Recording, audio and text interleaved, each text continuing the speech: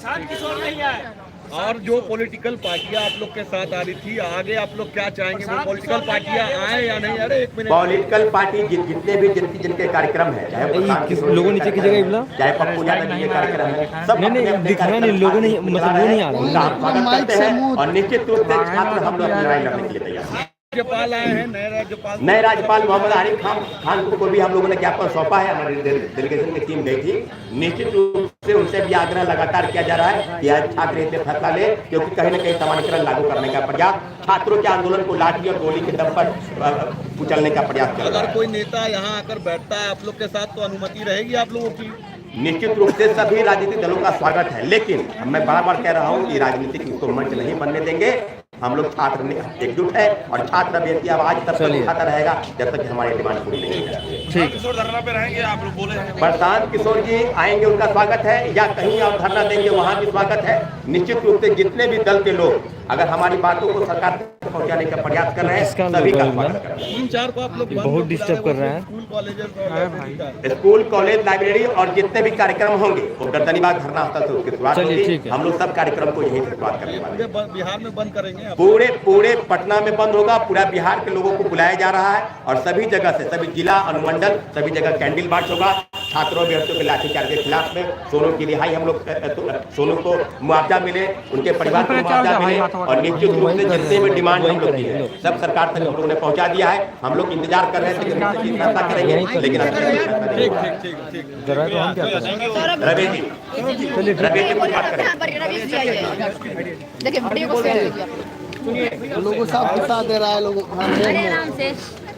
पिछले 48 घंटे में हम सभी छात्रों की जो आवाज़ है वो मुख्य सचिव जी के माध्यम से मंत्री जी तक पहुंची है। अब इसका अभी तक हम लोगों को कोई निष्कर्ष नहीं सुनाया गया। क्या निष्कर्ष निकले?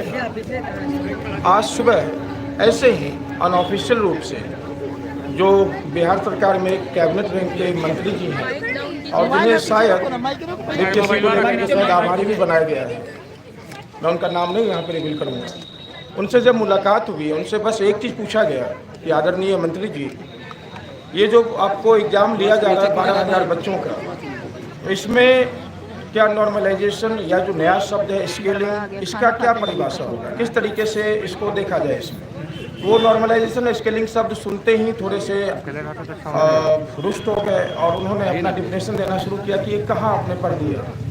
अब बीपीएससी के जो आपको जो ऑफिसर्स हैं वो कभी मीडिया में ये इस तरीके का बयान जरूर देते हैं और कई तरह के पेपर्स में आपने देखा होगा, कल भी पेपर में आया था कि स्केलिंग का प्रयोग किया जाए।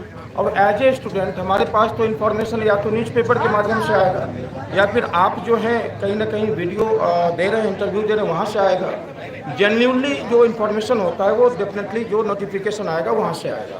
अब हमने उनको बोला कि जो बीपीएससी के जो ऑफिसर्स हैं वही दे रहे हैं।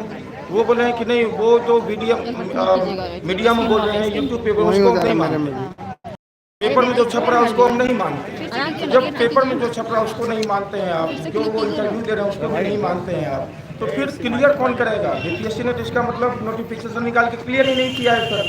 तो फिर आखिर जो है 12,000 बच्चों का एग्जामिनेशन आप ले रहे हैं, री एग्जामिनेशन ले रहे हैं, उसमें आप किस तरीके से रिजल्ट निकालेंगे, इसको अभी तक आपने क्लियर क्यों नहीं किया है? फिर से बच्चों को क्यों आप कंफ्यूज कर रहे हैं? नॉर्मलाइजेशन को लेकर के इतना बड़ा जो है बच्चों को सत्याग्रह करना पड़ा, आंदोलन करना पड़ा, लाठियां खानी पड़ी, फिर सामने आप नोटिफिकेशन निकालते हैं कि हमने कभी बोला ही नहीं था नॉर्मलाइजेशन करेंगे। तो फिर से जो आप इंटरव्यू दे रहे हैं, पेपर में आ रहा है, तो इसका खंडन आप अभी क्यों नहीं कर रहे हैं? क्या चाहते हैं आप कि फिर से बच्चा भूखा रहे, प्यासा रहे, परेशान रहे, हतोत्साहित होकर यहाँ बैठा रहे और जब वो कहीं यहाँ से कहीं बाहर निकले लाठियाँ बरस जाए उस पर, फिर बोलेंगे कि हमने तो बोला ही नहीं था, हमने तो ये चीज़ कभी बोला ही नहीं था। ये असंवेदनशीलता कहीं से भी माननीय आदरणीय आपको पूरे सम्मान भाव से मैं कहना चाहता हूँ, कहीं से भी स्वीकार नहीं है। पूरे विद्यार्थियों की जो आपको इच्छा है कि आप किस प्रकार से रिजल्ट निकालेंगे, इसको आप स्पष्ट करें। और जहाँ तक स्केलिंग की बात है तो स्केलिंग मतलब level of difficulty of question जहाँ जहाँ अलग होगा वहीं पे स्केलिंग होगा। जहाँ लेवल ऑफ डिफिकल्टी अलग होंगे, एक एग्जाम डिफरेंट पेपर्स होंगे, क्लियर कट वायलेशन होगा आपको सुप्रीम कोर्ट का जो गाइडलाइंस है जिसमें बोला गया है कि एक एग्जामिनेशन में जब नोटिफिकेशन आ गया तो बीच में आप किसी भी रूल को चेंज नहीं करेंगे। जब आप सुप्रीम कोर्ट के इस रूल्स का वायलेशन करेंगे तो क्यों कैसे नहीं